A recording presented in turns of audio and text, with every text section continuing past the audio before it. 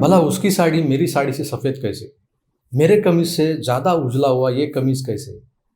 या जाहिराती आपण पाहिल्या. त्या स्पर्धेत उतरलेल्या प्रत्येक राजकीय नेत्याला त्याच्या आयुष्यात तडजोडी कराव्या लागतात. या चमकधमकमध्ये हाजी करावी लागते कोणाची तरी.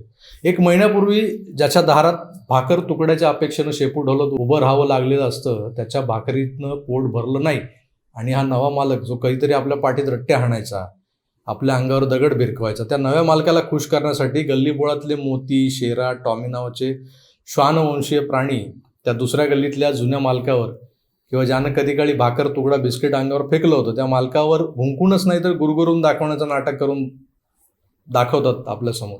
दाखवावं लागतं. तर हे सगळं मी का सांगतोय? उबाटा गटातल्या उरल्या सुरल्या सैनिकांमध्ये जान फुंकण्यासाठी सध्या मोठ्या प्रमाणात वेगवेगळ्या भानगडी केल्या जात आहेत. अडगळीत गेलेल्या कित्येक नेत्यांना उबाटा गट शोधून बाहेर काढतात आणि त्यांच्यावरची धूळ झटकवून त्यांना पुन्हा मार्केटमध्ये आणण्याचा केविलवाना प्रयत्न करते. याच प्रयत्नांचा एक भाग म्हणजे मुंबऱ्यातला तो खोटा तमाशा. त्यानंतर भांडूपच्या माजी विभाग प्रमुखांनी जे कधी काळी मुंबईचे महापौर होते तर दत्ता दळवींनी परवा मुख्यमंत्र्यांना शिवी घातली.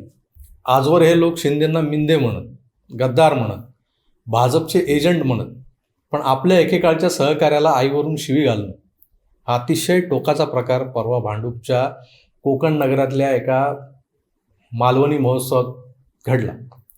आणि या विषयावर थोडंसं भूतकाळात जाऊन तिथले काही संदर्भ जोडून या ज्येष्ठ सैनिकाच्या निष्ठेबद्दल आपल्या प्रेक्षकांना काही सांगावं असं मला वाटलं, म्हणून सगळा प्रपंच आहे.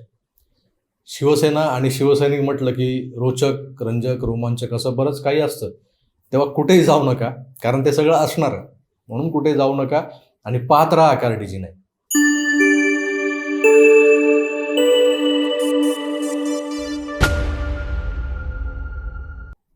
मित्रांनो नमस्कार.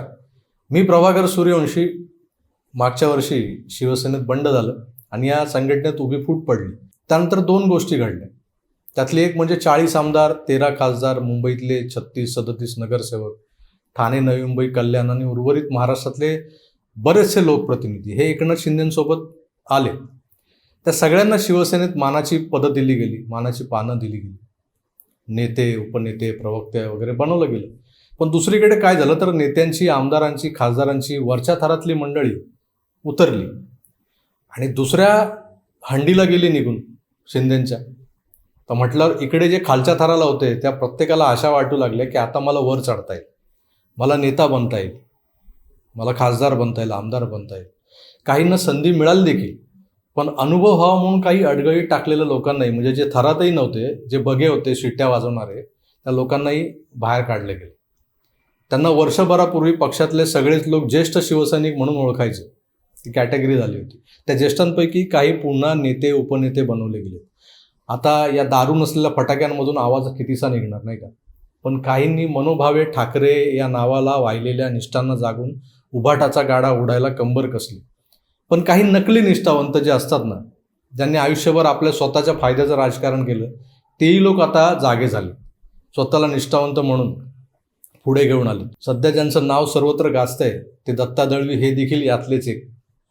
अगदी काल परवापर्यंत जनता विसरली होती हो दत्ता दळवी कोण आहेत. मुंबई सोडलं तर महाराष्ट्रात, मुंबई बाहेर महाराष्ट्रात कोणी त्यांना ओळखत नव्हतं. पण काल अचानक ते लाईमलाईटमध्ये आलं. मी माझ्या परवाच्या विवेचनात सांगितलेलं आहेच की 3 टर्मच्या नगरसेवकाला मुंबईचं महापौरपद मिळालं, त्यानंतर विधानसभेसाठी तिकीट मिळालं. पण तेव्हा नेमकी मनसेची लाट होती आणि त्या लाटेनं ज्या शिवसैनिकांना झोपवलं त्या लाटेत दत्ता दळवी वाहून गेले होते. विक्रोळीतून मनसेचे मंगेश सांगळे जिंकून आले होते. त्यावेळी दत्ता दळवी तेव्हा जे वाहून गेले ते बरीच वर्ष राजकारणात कुठल्याच कामाचा नाही असा शिक्का मारून अडगळीत टाकून दिले गेले होते. मध्यंतरी ते शिवसेनेचे विभाग प्रमुख असताना त्यांचं एका महिलेसोबतचं वादग्रस्त संभाषण असणारी ऑडिओ क्लिप व्हायरल झाली. म्हणजे मुलुंडचे उपविभाग प्रमुख जगदीश शेट्टी या दत्ता दळवींच्याच एका सहकार्याने ती व्हायरल केली होती. मातोश्रीवर तक्रार गेली आणि दळवींना ईशान्य मुंबईच्या विभाग क्रमांक 7च्या विभाग प्रमुख पदाचा राजीनामा द्यावा लागला होता. ते जगदीश शेट्टींनाही हाकललं गेलं सेनेतून. बाईचा नाद लय वाईट. त्यावेळेस दीपक सावंत, जगदीश शेट्टी, दत्ता दळवी यांच्यातला अंतर्गत वाद हा कमाईतल्या वाट्यावरूनच झाला होता असं बोललं जातं. दत्ता दळवींसारख्या सामान्य कोकणी माणसाला शिवसेनेच्या भगव्या झेंड्याखाली भरभरून मिळत गेलं आणि ते आपली झोळी भरत गेले. कोकणात हॉटेल्स, पेट्रोल पंप, शेती आणि इतर व्यवसाय, त्याचबरोबर विक्रोळीतही एक हॉटेल आहे म्हणे त्यांचं.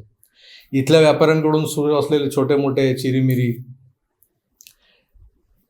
कमाई जबर होती. पण आज स्वतःच्या 4-4 गाड्या असलेला हा नेता कुठे जायचा असेल तर दुसऱ्यांच्या गाड्या मागवतो. कुठेही जायचं असो, हा माणूस सोबतच्या कार्यकर्त्याला सांगणार, तुझी गाडी घेऊन ये रे, तुझ्या गाडीने जाऊ. हे जे परेशान कार्यकर्ते आहेत ना या चिकटपणामुळे दत्ता दळवींच्या, विक्रोळी कांजूर मागचे, तेच दळवींचे हे किस्से गावभर सांगत फिरत असतात. माजी नगरसेवक उपेंद्र सावंत असोत की रेडकर, कोणालाही विचारा या दळवींचे किस्से, ते सांगतील तुम्हाला. नेहमी स्वतःची तुंबडी भरून घेणाऱ्या दळवींचं कसं आहे, आपल्याला एवढं मिळालंच पाहिजे, नाहीतर मी चाललो. मागे नारायण राणेंच्या बंडानंतर राणेंसोबत मुंबईतले अनेक कोकणी मालवणी नेते सेनेतून फुटले. भांडूपमध्ये आमदार श्याम सावंत होते, तेही राणेंसोबत गेले.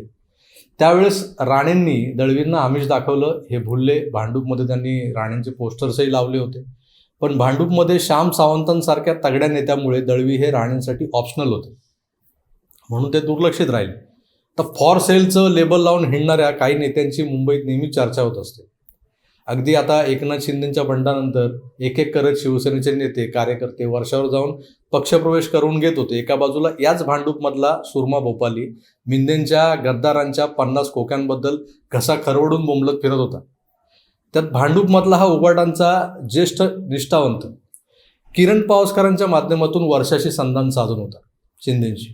3-4 बैठकाही झाल्या. त्यात इथले सेनेचे नगरसेवकही सोबत होते, शाखाप्रमुखही होते. यांच्याकडे विचारांप्रती निष्ठा असती तर त्यांना बाळासाहेबांचे हिंदुत्वाचे विचार पुढे नेण्यासाठी ते बिनशर्त शिंदेंसोबत गेले असते. पण त्यांनी पक्षप्रवेशाआधी 100 अटी ठेवल्या होत्या.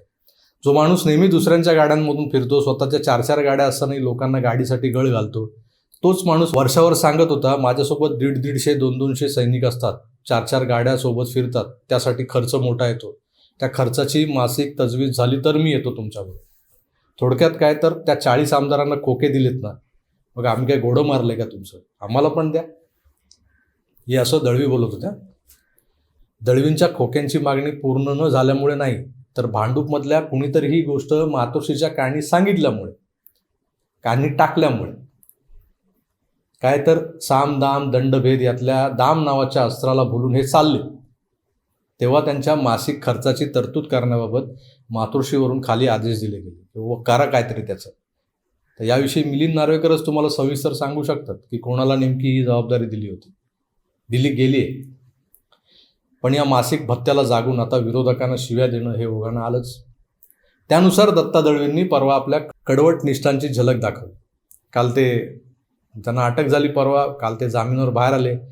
तेव्हा त्यांच्या गाडीची जी तोडफोड झाली आहे ती तोडफोड करणाऱ्यांच्या उद्योगाला ते गांडूगिरी म्हणून गेले.